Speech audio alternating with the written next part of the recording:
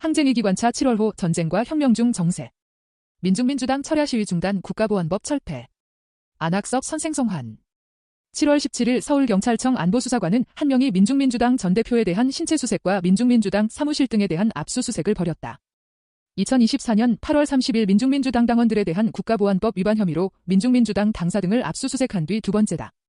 7월 18일 합법정당 탄압분쇄 비상대책위원회는 경찰청 앞에서 위법수사 불법감금 규탄, 민중민주당 사건 조작 중단, 집회를 진행했다. 대책위는 성명에서 안보수사관은 역시 이번에도 압수수색 과정에서 불법폭력을 자행했다. 한명희 전 대표에게 영장고지를 하지 않은 채 길거리에서 휴대전화를 우선 빼앗고 신체를 수색했다고 규탄했다. 피의자가 아닌 여성당원 2명에 대한 협박 감금 사실도 폭로됐다. 이어 경찰의 민중민주당 재압수수색은 진술거부권 행사에 대한 보복이자 내란 부역의 진실을 감추기 위한 국면 전환용이라며 경찰의 파쇼적 준동은 곧 은혜란 종식을 앞세워 당선된 이재명 정권의 합헌정당, 진보 세력에 대한 파쇼 탄압으로 봐도 무방한가라고 반문했다. 7월 19일 민중민주당은 미대사관앞 평화시위 철야시위 정당연설회를, 반일행동은 소녀상철야 농성 연좌 농성을 중단했다. 민중민주당은 성명희대의 파쇼학법 국가보안법을 철폐하라.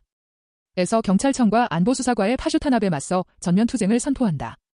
민중민주당에 대한 탄압은 헌법유린이자 최악의 파쇼만행이다. 국가보안법 철폐가 아니면 아무것도 아니다라고 피력했다. 반일행동 성명 반일의 국세력 탄압하는 친일 파쇼 무리 청산하자. 는 친일과 파쇼는 결코 분리될 수 없다. 국가보안법 철폐는 현시기 최우선 투쟁과제라며 반일행동은 외세를 몰아내고 매국 파쇼 무리를 청산하는 정의의 투쟁에 변함없이 앞장에 설 것을 결의했다. 민중민주당은 내전책동 내란 무리 처벌, 전쟁책동 미군 철거, 평화시위를 3286일, 내란 무리 구속 처벌, 미군 철거, 보안법 철폐, 김병동 석방, 내란 무리 처벌, 철야 시위를 2852일, 제국주의 침략 전쟁책동 반대 정당연설회를 2329일 진행했다.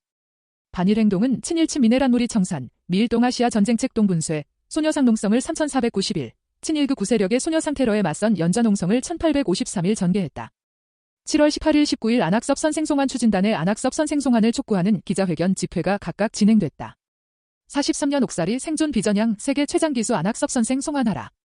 기자회견에서 사회자는 안학섭 선생에 대해 향년 96세의 항미투사 통일운동가이자 조국분단과 전쟁 상흔을 온몸으로 품고 살아온 우리 시대 어르신이라고 말했다.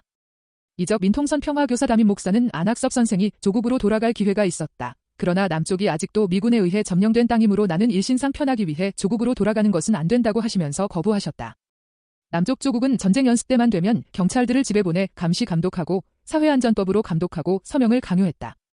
여전히 창살 없는 감옥에서 옥살이를 하셨다고 규탄했다. 염성태 조선일보 폐간 시민 실천 단고문은 이재명 정부가 안학섭 선생을 북으로 고향으로 보내주기를 간절히 소망한다고 역설했다. 기자회견에서 한명희 전 대표는 선생님은 미군이 나갈 때까지 남에서 끝까지 투쟁하겠다는 말씀을 생애 마지막까지 지키고 있다.